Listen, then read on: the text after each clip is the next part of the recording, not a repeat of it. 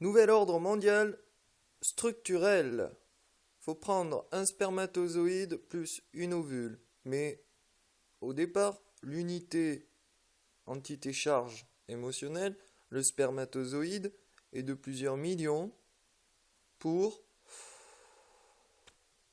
atteindre la fécondation de l'ovule. Donc un, parfois deux, c'est rare. Ou trois, c'est rare. Ou des trucs chelous, bizarres. C'est super rare. Voilà. Mais en gros. Donc, si à l'aboutissement il arrive un garçon, il aura une charge de plusieurs millions d'unités envers l'ovule, la femme. Donc, une société, une bonne société, c'est un gouvernement qui gère le structural de la société donnée, un pays, une nation, en offrant à tous les garçons une charge, on va dire, de 3 millions d'unités positives vis-à-vis de la femme. Là, tout le monde dit, ah, misogyne, machin, du truc. Non, regardez. Si tu offres à un garçon dès le début une charge émotionnelle positive de 3 millions d'unités, il n'a plus d'enjeu envers l'ovule, la femme. Là, je parle au niveau société mondiale structurelle.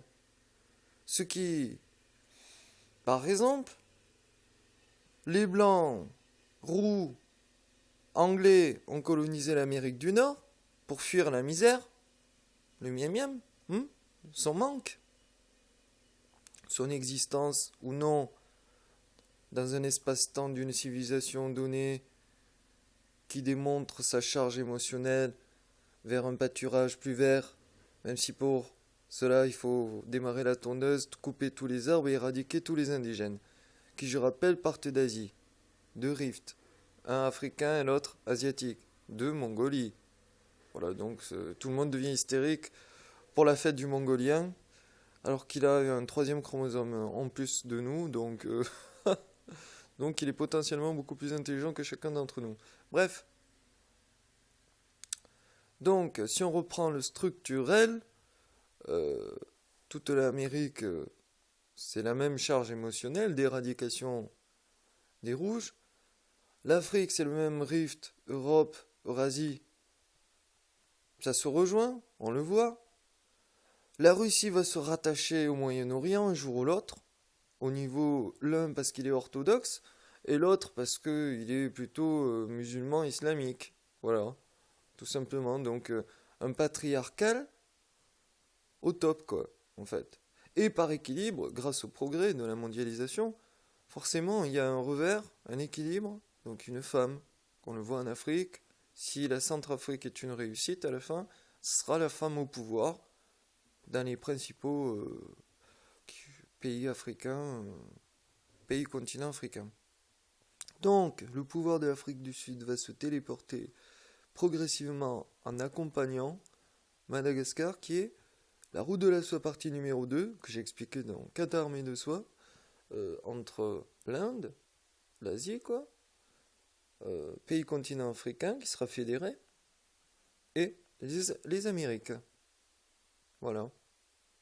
C'est pour ça que l'Égypte c'est important, Israël c'est important, l'Irak c'est important, tout le Moyen-Orient c'est important, parce que c'est un pont terrien entre deux plans d'eau géoéconomiques. Donc, océan Indien, on va dire, Afrique et Méditerranée. Et c'est ce qui est en train de se passer, le clash en Crimée, bientôt en Syrie, démontre les axes qui se découpent parfaitement. euh, Comme le voudrait un antimondialiste. Et c'est là où j'en viens.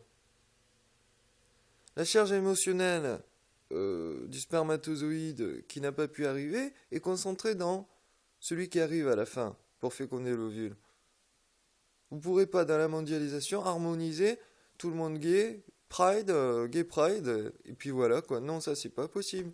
Rien que sur le fait que chaque nation a ce devoir de proliférer sa nationalité, de la importer des immigrés qui prolifèrent plus leurs gènes, parce que sinon, on le voit, une société endormie comme la France,